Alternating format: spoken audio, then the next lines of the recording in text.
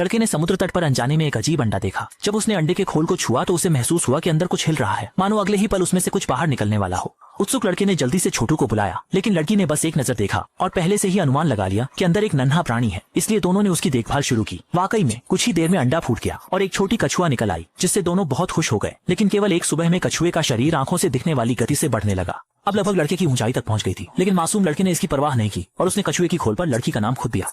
इस कदम से शाओमे बहुत प्रभावित हुई और तुरंत ही लड़के को एक मोतियों की माला भेंट की।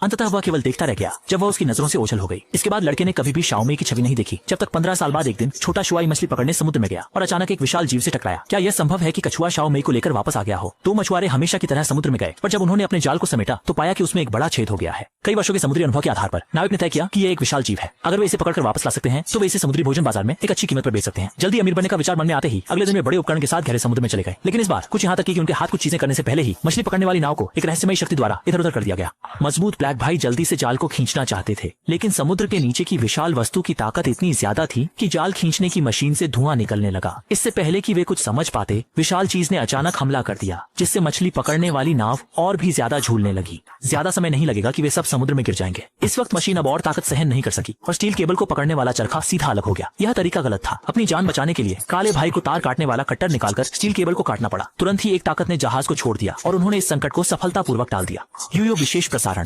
Theatre YoYo television series exclusive.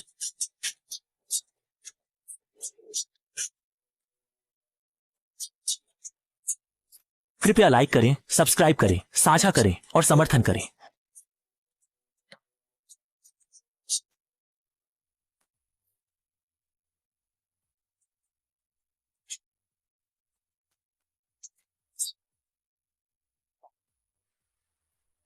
अगले दिन वे फिर से उस समुद्री क्षेत्र में वापस आए। इस बार ब्लैक भाई ने उस विशाल जीव को पकड़ने की ठानी। उसके बाद उसने एक गोताखोरी का सूट पहना, हथियार उठाया और सीधे पानी में कूद गया। जल्द ही उसने उस विशाल जीव को खोज लिया, परंतु जैसे ही उसने ट्रिगर दबाया, अचानक एक घटना घट गई। आदमी ने एक महंगा गोताखोरी उपकरण पहनते हुए गहरे और अज्ञात समुद्र में छलांग लगा दी। जल्द ही उसे समुद्र के तल में कुछ दिखाई दिया।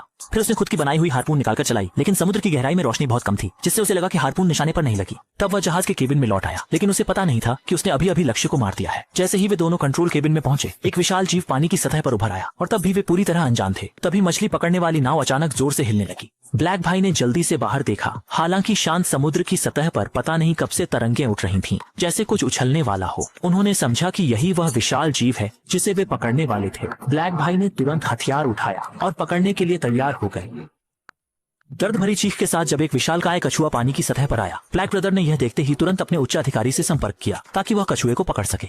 लेकिन इस समय छोटा शुआई परेशान हो गया। आखिरकार उसी कछुए ने शाओमे को ले लिया था और उन्होंने समंदर के देवता को नाराज कर दिया था, इसलिए हो सकता है कि वे लोग यहीं खत्म हो जाएं। रात में छोटा शुआई ने एक आवाज सुनी। वह उत्सुकता से डेक पर जाकर देखने लगा, लेकिन वह समझ नहीं पाया कि वह कई वर्षों से न देखी गई शाओमे थी। दोनों मिलकर उत्साहित होकर, और वह विशालकाय समुद्री कछुआ उसका सवारी था। इस बार शाओ माई ने शाओ शुआई को इसलिए ढूंढा ताकि वे निर्दोष दिव्यता को छोड़ दें।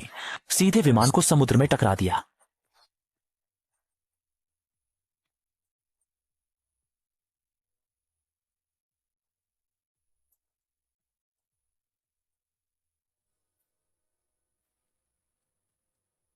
इस समय ब्लैक सिस्टर का ध्यान गया। उसने ऊपर देखा और तुरंत घबरा गई। देखा कि समुद्री राक्षस बेहद क्रोधित था और उसने झटके से मछली पकड़ने वाली नाव को समुद्र में धकेल दिया। अगले ही पल नाव का एक हिस्सा फट गया। अच्छा हुआ कि छोटे शुआई ने मौके का फायदा उठाकर नाव पर चढ़कर वहां से भाग निकला और साथ ही उसने ब्लैक ब्रदर को भी जीवन दान दिया। लेकिन अब समुद्री भूत ब्लैक ब्रदर को नहीं छोड़ना चाहता था और सीधे सतह पर आकर अपनी बड़ी बड़ी आंखों से उसे देखता और फिर ब्लैक ब्रदर को समुद्र की गहराई में खींच ले गया। हालांकि छोटे शुआई आखिरी क्षण में बच गए और छोटी में भी फिर से गहरे पानी में रहने चली गई।